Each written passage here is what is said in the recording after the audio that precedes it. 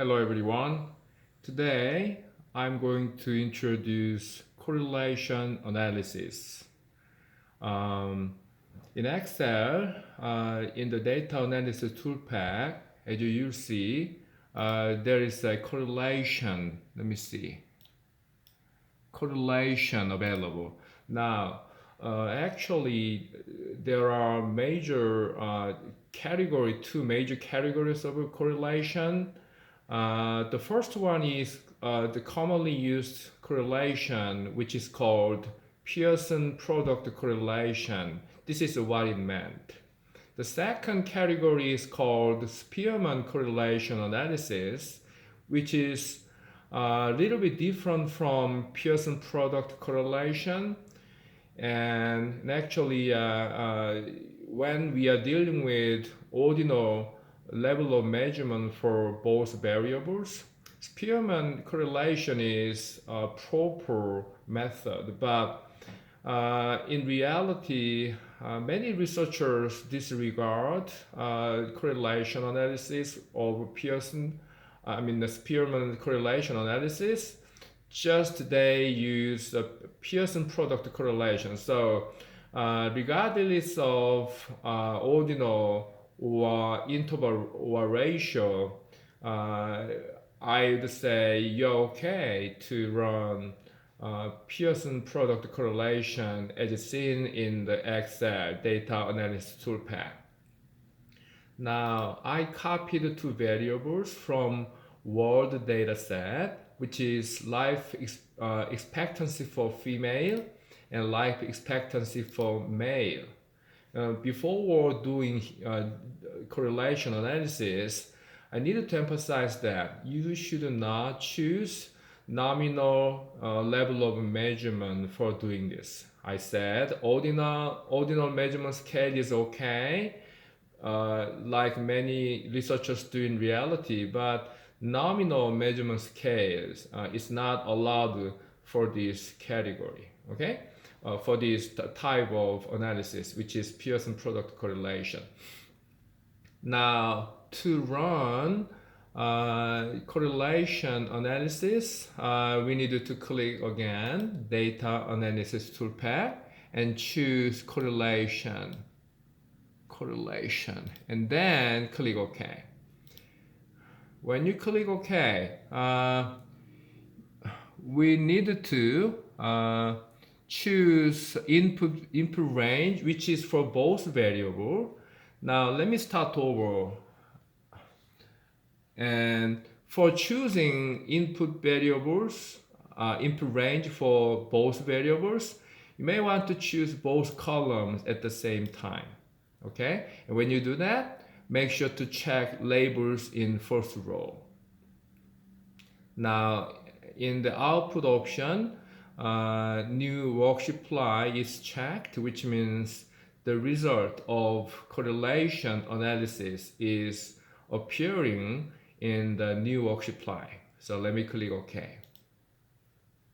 Now it is really simple, and you say that life experience for female and male, life experience for female and male in vertical and horizontal way, and the same variables correlation is obviously 1. Same variables male for male versus male, which is 1, which is not what we are interested in. What we are interested in is life expectancy for female versus life expectancy for male, which is 0.98, which is pretty high correlation coefficient.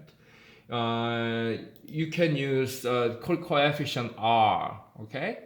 R is notation for Pearson product correlation, okay? Now, the Excel, however, does not provide a way that researchers can make a decision in terms of rejecting or accepting a hypothesis. What I mean by that is p-value is not provided in correlation analysis. So what should you do? Actually, there's a way. Let me go back to the data set. To figure out p-value related to correlation analysis coefficient, you actually need to run regression analysis. Excel provides simple regression. Let me just click data analysis and then switch to regression. And Excel allows researchers to run regression, but the limitation is it allows only one independent variable and one dependent variable. Researchers cannot choose more than one independent variable. So one independent variable versus one dependent variable, which is not really different from correlation analysis. And the good thing is this regression analysis function provides researchers with p-value. So let me click OK. Now,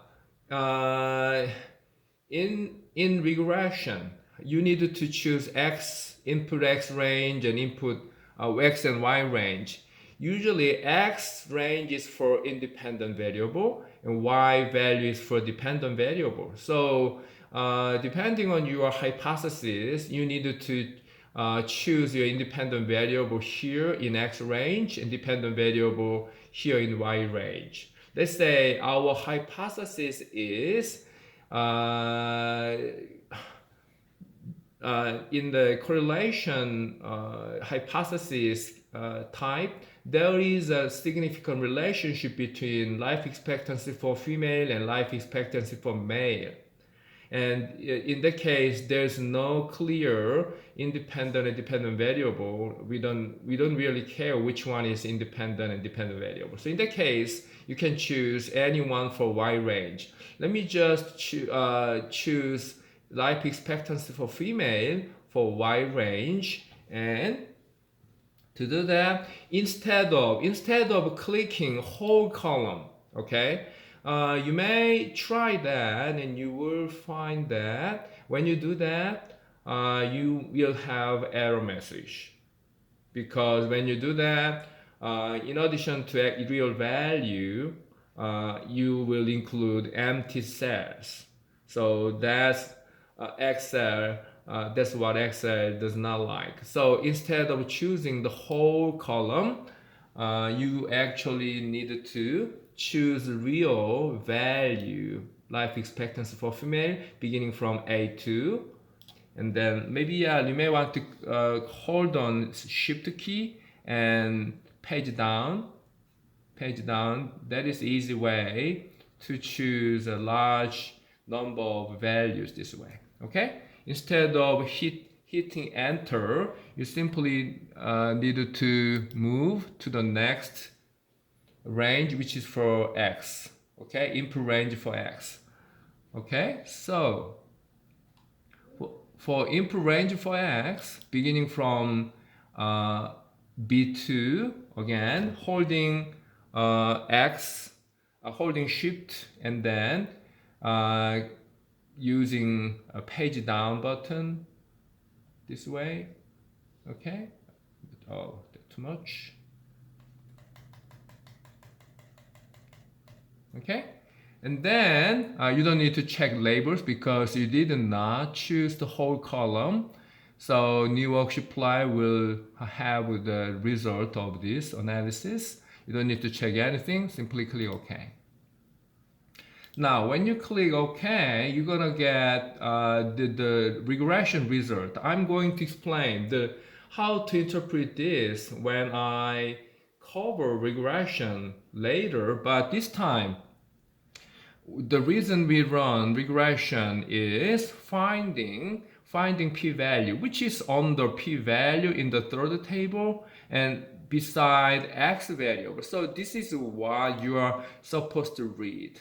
9.61 times 1 over 10 to the 80s.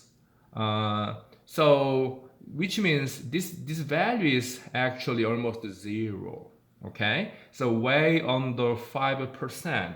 So go back to this correlation coefficient, which is 0.98 or 98%, and p-value you can find in regression result, and which is almost zero. So you are able to reject null hypothesis. So you can say that there is a significant relationship between significant and positive relationship between life expectancy for female and life expectancy for male.